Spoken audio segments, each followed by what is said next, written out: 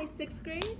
Welcome back to Mrs. Espenshades' Couch. For you, it is Monday, May 18th, and this is actually our last full 4-day week before the end of the year. The week after this full week, you will have Monday off for Memorial Day on the 25th, I believe, and then so you'll have class Tuesday, Wednesday, Thursday. And then the last week is just June 1st, 2nd, and 3rd. So welcome to the last full school week of the year. It's hard to believe that we've already made it. But let's dive into discussing a little bit what your work situation looks like for today, Monday, and for this week in general. Now, we are continuing to read Watership Down, and we're doing that together. So I will be reading chapter 5 for you at the end of this video. If you need to pause it to go grab your book before I do that, you'll get a chance. But we're going to continue reading together. I've heard a lot of positive feedback, and I'm glad I had this chance to record myself reading for you, because that's what we would be doing if we were in the classroom. This wouldn't just be a read on your own book, not till the summer anyway. So I would have been reading it to you if we're in the classroom. So hopefully the next best thing is I can record myself reading for you, and you can follow along in your book and annotate. Keep in mind that what I'm grading you on in terms of annotations this chapter are those summary bullet points at the end of each chapter. There's that little bit of space. Please have a minimum of 3 summary bullet points, but also know that they don't need to be complete sentences. They can be helpful phrases that are chock full of information to tell you the people and the action of what is happening in that chapter, or what had happened, since you're doing it at the end. In terms of writing, head on over to No Red Ink for more details on that assignment, but we're on Favorite Dominion Memory 2 of 4, so make sure you have a few in the bank for the next 2 weeks, but you're going to be writing about another time during your life in the Dominion world that you found memorable, or that provides a good opportunity to tell me a story. Try not to just state those facts and be too blunt about it. Use the opportunity to express yourself creatively and tell me the ins and outs of what really happened during one of these memories. Maybe give me details only you would know as the narrator of this memory story, to make it unique to you. So keep that in mind. All right, I'm about to read chapter 5 of Watership Down for you, but before we do, I wanted to offer up a definition that will be helpful for understanding the book. I'm going to just read you a definition for anthropomorphism. One of you already brought this up in a recent live Zoom call. But anthropomorphism is the attribution of human characteristics or behavior to an animal or object, something non-human. Obviously, you may be thinking this to yourself. These rabbits are anthropomorphic. They have human characters. I mean, not human characters, human characteristics. They have thoughts. They're talking to one another. They have a whole hierarchy and structure that, while in some ways seems rabbit-like, in other ways seems very human. They have conversations that aren't just instinct-based, they're about life. And they're starting to have their own mythology be revealed. That's something that is, in particular, a very anthropomorphic characteristic of humans. That they have their stories, their mythologies, their legends, their tall tales. That is something that makes this story an excellent example of anthropomorphism. So as you're annotating, remember your annotating isn't just those bullet points at the end. It also includes underlining, highlighting, bracketing around passages that are significant.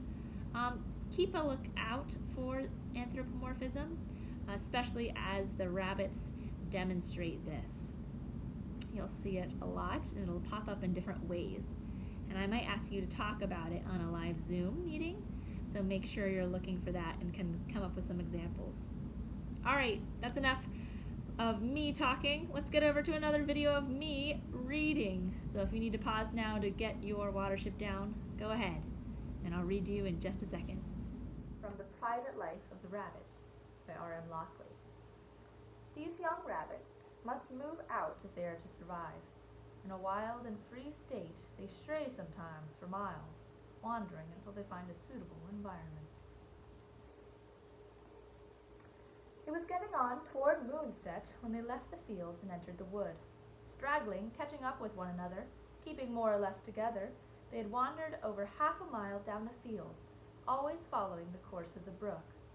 Although Hazel guessed that they must now have gone further from the warren than any rabbit he'd ever talked to, he was not sure whether they were yet safely away, and it was while he was wondering, not for the first time, whether he could hear sounds of pursuit that he noticed at the dark masses of trees and the brook disappearing among them. Rabbits avoid close woodland, where the ground is shady, damp, and grassless, and they feel menaced by the undergrowth. Hazel did not care for the look of the trees. Still, he thought, Holly would no doubt think twice before following them into a place like that, and to keep beside the brook might well prove safer than wandering about the fields in one direction and another, with the risk of finding themselves, in the end, back at the warren. He decided to go straight into the wood without consulting Bigwig, and to trust that the rest would follow. If we don't run into any trouble, and the brook takes us through the wood, he thought, we really shall be clear of the warren, and then we can look for somewhere to rest for a bit. Most of them still seem to be more or less all right, but Fiver and Pipkin will have had as much as they can stand before long. From the moment he entered it, the wood seemed full of noises. There was a smell of damp leaves and moss, and everywhere the splash of water went whispering about. Just inside, the brook made a little fall into a pool, and the sound, enclosed among the trees, echoed as though in a cave. Roosting birds rustled overhead. The night breeze stirred the leaves. Here and there a dead twig fell. And there were more sinister, unidentifiable sounds further away, sounds of movement. To rabbits, everything unknown is dangerous. The first reaction is to startle, the second, to bolt. Again and again they startled until they were close to exhaustion. But what did these sounds mean, and where in this wilderness could they bolt to? The rabbits crept closer together. Their progress grew slower. Before long they lost the course of the brook, slipping across the moonlit patches as fugitives and halting in the bushes with raised ears and staring eyes. The moon was low now, and the light, wherever it slanted through the trees, seemed thicker, older, and more yellow.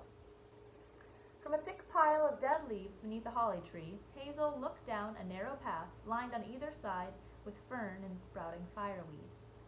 The fern moved slightly in the breeze, but along the path there was nothing to be seen except a scatter of last year's fallen acorns under an oak. What was in the bracken? What lay round the further bend? And what would happen to a rabbit who left the shelter of the holly tree and ran down the path? He turned to Dandelion beside him. "You'd better wait here," he said. "When I get to the bend, I'll stamp. But if I run into trouble, get the others away." Without waiting for an answer, he ran into the open and down the path. A few seconds brought him to the oak. He paused for a moment, staring about him, and then ran on to the bend. Beyond the path was the same, empty in the darkening moonlight and leading gently downhill into a deep shadow of a grove of ilex trees. Hazel stamped, and a few moments later Dandelion was beside him in the bracken.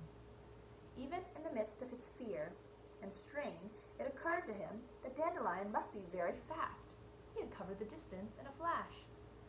"Well done," whispered Dandelion. "Running our risks for us, are you, like Elorira?" Hazel gave him a quick, friendly glance. It was warm praise and cheered him. What Robin Hood is to the English and John Henry to the American Negroes, Alil Hrer Ra, or Elorira, the prince with 1,000 enemies, is to rabbits. Uncle Remus might well have heard of him, for some of Elorira's adventures are those of Brer Rabbit. For that matter, Odysseus himself may have borrowed a trick or two from the rabbit hero, for he is very old and was never at a loss for a trick to deceive his enemies. Once, so they say, he had to get home by swimming across a river in which there was a large and hungry pike. Elorira combed himself until he had enough fur to cover a clay rabbit, which he pushed into the water. The pike rushed at it, bit it, and left in disgust. After a little, it drifted to the bank, and Elorira dragged it out and waited a while before pushing it in again. After an hour of this, the pike left it alone, and when it had done so for the 5th time, Elorira swam across himself and went home. Some rabbits say he controls the weather because of the wind. Because the wind, the damp, and the dew are friends and instruments to rabbits against their enemies. "Hazel, we'll have to stop here," said Bigwig, coming up between the panting, crouching bodies of the others. "I know it's not a good place, but Fiver and this other half-sized fellow you've got here, they're pretty well all in. They won't be able to go on if we don't rest." The truth was that every one of them was tired. Many rabbits spend all their lives in the same place and never run more than 100 yards at a stretch. Even though they may live and sleep above ground for months at a time, they prefer not to be out of distance of some sort of refuge that will serve for a hole. They have 2 natural gaits: the gentle, lolloping forward moment of the warren on a summer evening, and the lightning dash for cover that every human has seen at some time or another. It is difficult to imagine a rabbit plodding steadily on. They're not built for it. It is true that young rabbits are great migrants and capable of journeying for miles, but they do not take to it readily. Hazel and his companions had spent the night doing everything that came unnaturally to them, and this for the first time. They had been moving in a group, or trying to. Actually, they had straggled widely at times. They had been trying to maintain a steady pace between hopping and running, and it had come hard. Since entering the wood, they had been in severe anxiety. Several of them were almost thorn, that is, in a state of staring, glazed paralysis that comes over terrified or exhausted rabbits, so that they sit and watch their enemies, weasels or humans, approach to take their lives. Pipkin sat trembling under a fern, his ears drooping on either side of his head. He held one paw forward in an awkward, unnatural way and kept licking it miserably. Fiver was little better off. He still looked cheerful, but very weary. Hazel realized that until they were rested, they would all be safer where they were than stumbling along in the open with no strength left to run from an enemy. But if they lay brooding, unable to feed or go underground, all their troubles would come crowding into their hearts. Their fears would mount, and they might very likely scatter or even try to return to the warren. He had an idea. "Yes, all right, we'll rest here," he said. "Let's go in among this fern. Come on, Dandelion, tell us a story. I know you're handy that way. Pipkin here can't wait to hear it." Dandelion looked at Pipkin and realized what it was that Hazel was asking him to do. Choking back his own fear of the desolate, grassless woodland, the before-dawn returning owls that they could hear some way off, and the extraordinary, rank animal smell that seemed to be coming from somewhere rather nearer, he began. End of chapter 5.